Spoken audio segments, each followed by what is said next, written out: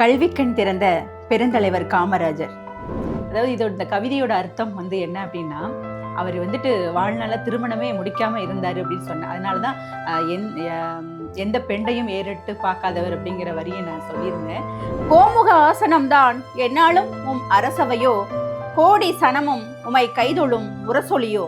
அது போல அவர் இந்த கோமுகாசனம் இல்ல, மாடு எல்லாமே இந்த பசு நீங்க பாத்தீங்கன்னா தெரியும், படுத்திருக்கும். இந்த காலை அந்த ஆசனம் போட்ட மாதிரி தான் அப்படி படுத்திருக்கும். அவர் எந்த ஒரு இதுலயுமே உட்கார்றதுக்கு ஆசைப்படாம தரையில உட்காருவாரு.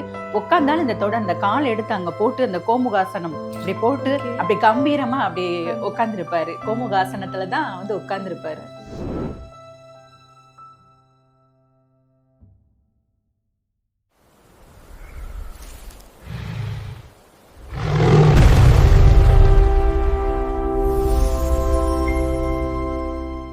என்னுடைய தேன் தமிழின் இசை கவிமன்றத்தில் 250 கவிஞர்களை ஒருங்கிணைச்சு கவிதை தொகுப்பு நூல் போட்டிருந்தோம்.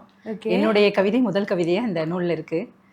கர்மவீரர் காமராஜர் ஐயாவை பற்றி அந்த கவிதை நான் பாடலாம் அப்படின்னு சொல்லிட்டு வந்திருக்கிறேன். ஓகே ஓகே, பாடுங்க மேம். இங்கே பாட்டுக்கு. சரிங்கம்மா. நமது கர்ஜனை தொலைக்காட்சி நேயர்கள் அனைவருக்கும் அன்பான வணக்கம். எனக்கு நல்லதொரு வாய்ப்பை ஏற்படுத்தி கொடுத்த நமது அரியாண்ணாவுக்கு மிகப்பெரிய ஒரு நன்றியை தெரிவித்துக்கொண்டு, கர்மவீரர் காமராஜர் ஐயாவை பற்றி ஒரு கவிதை ஒன்று, நான் சொந்தமாக எழுதிய கவிதை. ஏன்னா நூலில் எடுத்து படிக்கிறதுனால ஏதோ ஒரு கவிதை நினச்சிடக்கூடாது, என்னுடைய சொந்த கவிதை.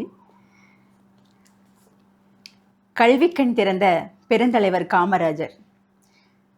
கல்வியை தெய்வமாய் நினைத்தவரே, கண்முன்னே அருள் கிடைக்க முனைத்தவரே, அமர்ந்திடும் சபையினிலே அரியாசனத்தின் முன் அமைதி என்றே யோகாசனத்தின் அரியாசனமாய் அமர்ந்தவரே, கோமுக ஆசனம்தான் என்னாலும் உம் அரசவையோ, கோடி சனமும் உமை கைதொழும் முரசொலியோ, காசுக்கு விலை போகாத காவியமே, காண்போரின் கைகளும் உமை வரைந்திடும் ஓவியமே, பகுத்தறிவுக்கு பக்குவமாய் பண்பூட்டியவரே, வகுத்த அறிவுக்கு முகத்துவமாய் அன்பூட்டியவரே, நீர்ப்பாசனத்தையும் அணைக்கட்டுகளையும் நீண்டே நிலைக்கும் ஆண்டாண்டு காலமாய் அவனியில் நிலைக்கும்படி நிலைநாட்டியவரே, பவனி வரும் உள்ளத்தில் பரவசக்கலை பூட்டியவரே, வாக்கு ஒன்று செயல் பத்தாய் நாக்கு பிறழாது கடல் முத்தாய், நீதி நேர்மையுடன் செய்து காட்டியே அமைதி காப்பார், மீதியை கொய்து நீதியாய் நெய்து செய்தி கேட்பார்,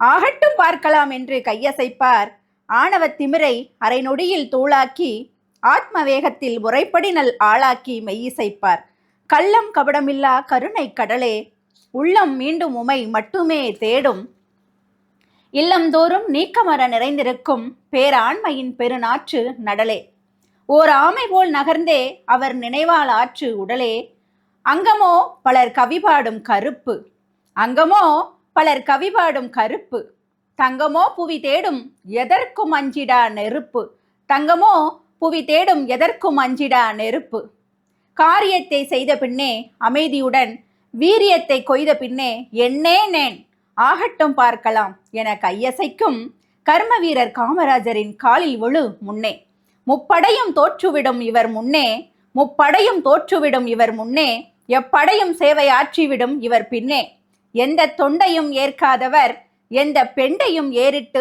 பார்க்காதவர், எந்த தொண்டையும் ஏற்காதவர் எந்த பெண்டையும் ஏறிட்டு பார்க்காதவர், களங்கமில்லா கடவுள் இவரிடம் கலங்கி போய் காலமல்லவா மண்டியிட்டது, நீதி தேவதையும் நீ இல்லையேல் நிற்கதி நான் என்று நிலை தடுமாறியது, நீதி தேவதையும் நீ இல்லையேல் நிற்கதி நான் என்று நிலை தடுமாறியது, நீதிக்கே ராசா நீதிக்கே ராசா வாடாது முத்து குளித்தது என்ன லேசா, நிலைத்திருக்கும் எங்கள் இதய தெய்வம் காமராஜா.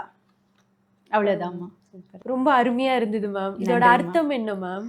அதாவது இதோட அர்த்தம் என்ன அப்படின்னா, நம்மளுடைய கர்மவீரர் காமராஜர் ஐயா வாழ்நாளில் திருமணமே வேண்டாம் அப்படின்னு சொல்லி பொதுமக்கள் சேவைக்காக பொதுமக்களுக்காக வாழ்ந்தாரு. அதுபோக அந்த மாணவ செல்வங்களை ஊக்கப்படுத்தி அவங்கள படிக்க வைக்கணும். உணவு இல்லாமல் தான் அந்த குழந்தைங்க படிக்காமல் இருக்குதுன்னு ஒரு ஆடி வைக்கிற அந்த சிறுவனை பார்த்து கேள்வி கேட்டார். ஏன் படிக்காமல் இருக்க, சுற்றிட்டு இருக்க அப்படிங்கிற மாதிரி. சாப்பாடு யார் தருவா அப்படின்னு சொல்லி அந்த பையன் கேட்டா அப்படின்னு சொல்லி நம்மளுக்குலாம் தெரியும். அப்படிங்கிறதுனால ஒரு சாப்பாடு தான் பிரச்சனையா அப்படின்னு சொல்லிட்டு அவர் வந்து உடனே நீ நாளையிலேருந்து பள்ளியிடம் போன்ட்டு அது சாப்பாடு மட்டும் கொடுத்தா போகாது, எல்லாருக்கும் ஒரே சீருடை கொடுக்கணும். ஜாதி மத எந்த பேதமுமே இதுல இருக்கக்கூடாது. ஏன்னா அதுல மட்டும் தான் அப்படி சொல்லி அந்த சீருடை கொண்டு வந்தது காமராஜர் ஐயா தான். அவரை தவிர வேற யாரு என்ன சொன்னாலும் சரி, காமராஜர் ஐயா தான். உணவும் சரி, சீருடையும் சரி, எல்லாரும் சமமா இருக்கணும். ஜாதிங்கிற ஒண்ணு கிடையவே கிடையாதுன்னு சொல்லிட்டு அவர் வந்து நிலைநாட்டி இருக்காரு. அதுதான் நம்ம பின்தொடர்ந்துட்டு இருக்கிறோம்.